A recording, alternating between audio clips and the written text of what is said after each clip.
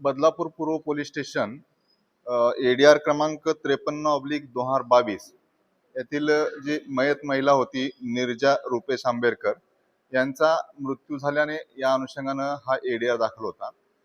सदरचा ADR हा 2022 साली दाखल होता आणि त्यामध्ये एडीआरचा तपास केल्यानंतर त्याच्यामध्ये कोणाचाही संशय आक्षेप नसल्या कारणाने आणि वैद्यकीय अभिप्रायाच्या अनुषंगानं तो एडीआर समरी केलेला होता।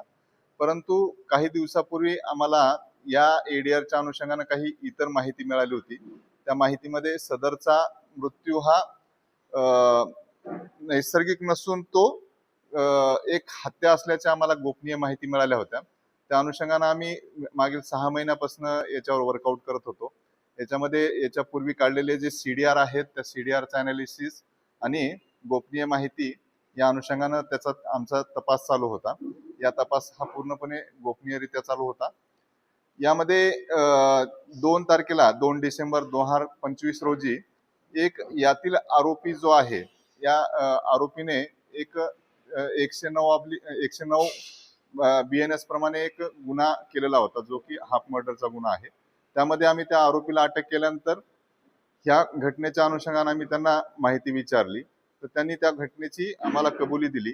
कबुली दिल्यानंतर आम्ही त्या पूर्ण आमच्याकडे जे असलेले पुरावे आणि या हा आरोपी सांगत असलेल्या गोष्टी यांचं पूर्ण मॅचअप केल्यानंतर आम्ही एका निर्णयाप्रत आलो होतो की याच्यामध्ये निश्चितच त्या महिलेचा हा नैसर्गिक मृत्यू नसून तो मर्डर असल्याची आमची खात्री झाल्याने आम्ही सदरचा गुन्हा दाखल केलेला आहे। त्याच्यामध्ये आतापर्यंत आम्ही 3 आरोपींना अटक केलेला आहे आणि जो आम्हाला माहिती दिलेला आहे तो इतर गुन्ह्यामध्ये एक आरोपी अटक आहे। 2022 मध्ये निर्जा आंबेडकर यांचा मृत्यू झाला त्यावेळेला पोस्टमॉर्टमचे रिपोर्ट काय होते आणि आता जे काही समोर येतं याच्यात किती तफावत आढळते?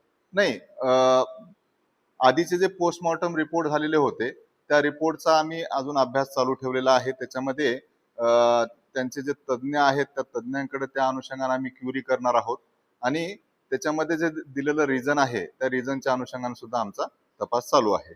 सर किती आरोपींची काही गुन्हेगारी पार्श्वभूमी आहे का? याच्यातील काही आरोपींवर एक दरोड्याचा एक गुन्हा दाखल आहे, काही आरोपींच्या इतर गुन्हेगारी पार्श्वभूमी आहेत त्या अनुषंगाने सुद्धा आमचा अजून पुढील तपास चालू आहे।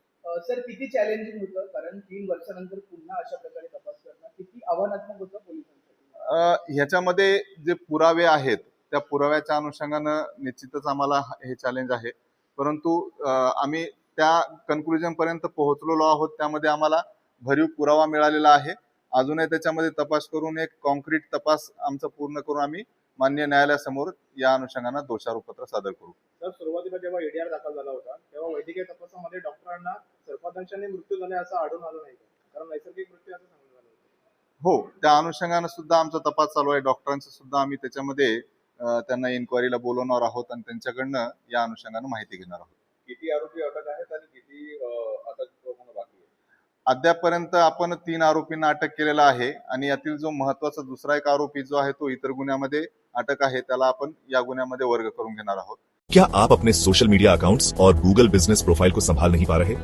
पोस्ट करने का टाइम नहीं मिलता, ना ही गूगल पर आपकी शॉप, कैफे, रेस्टोरेंट या सर्विस रैंक हो रही है? अब टेंशन छोड़िए, THRM डिजिटल मार्केटिंग एजेंसी है ना।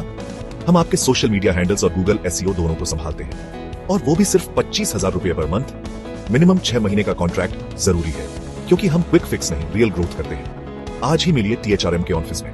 अब समय है प्रोफेशनल्स को काम सौंपने का ताकि आप बिजनेस पर फोकस कर सके।